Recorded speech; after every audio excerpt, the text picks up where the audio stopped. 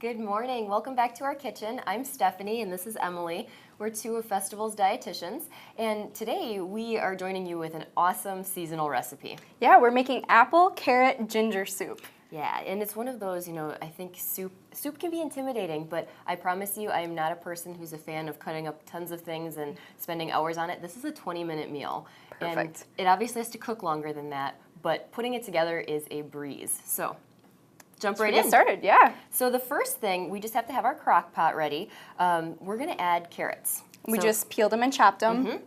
Really simple. Yeah, nothing hard about that at all. Nope. And then we're going to add some apples. And today we're using Granny Smith apples, but you can certainly use whatever kind of apple you have on hand. Yes, when I was actually putting this together last night so that it would be ready for this morning, I used Braeburns just because it's what I had at home. So that was perfect. We're going to add a little bit of minced ginger. Now this is fresh ginger, but you can certainly use the jarred variety as well. Yes. So that's, the jarred variety is awesome. I actually have the tube of paste at home, the ginger paste. Okay. I find it easier than having to cut up ginger, because ginger can be very hard to work with Definitely. sometimes. So I find it less intimidating, and it's just that much quicker. So, and then we have Garam Masala. Garam Masala. Now that's a relatively new ingredient to me, and I was doing a little bit of research, and I guess it's just an essential ingredient in most Indian dishes.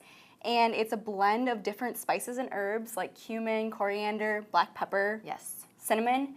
Now, because garam masala may not be in your pantry, you can certainly either go to the store and find it there, or you can use pumpkin pie spice or allspice would be great alternatives as well. And what I love about these spice blends is then you don't have the list of ingredients where you feel like you have to pull out 10 different spices just to make something taste good. This kind of does it all for you.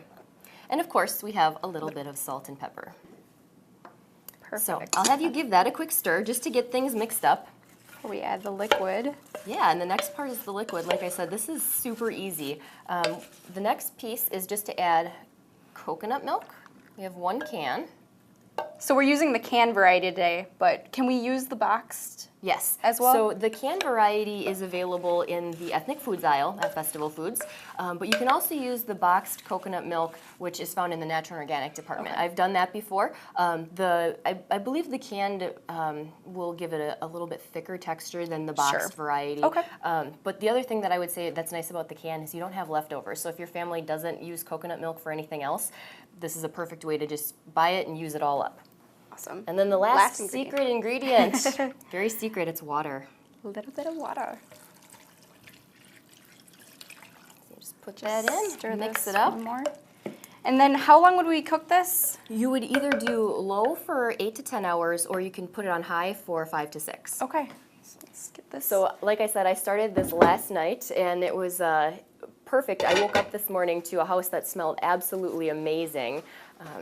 And all you have to do is one final step. So you could easily put this together before you leave for work in the morning, and it is perfectly ready, with the exception of the final step when you get home.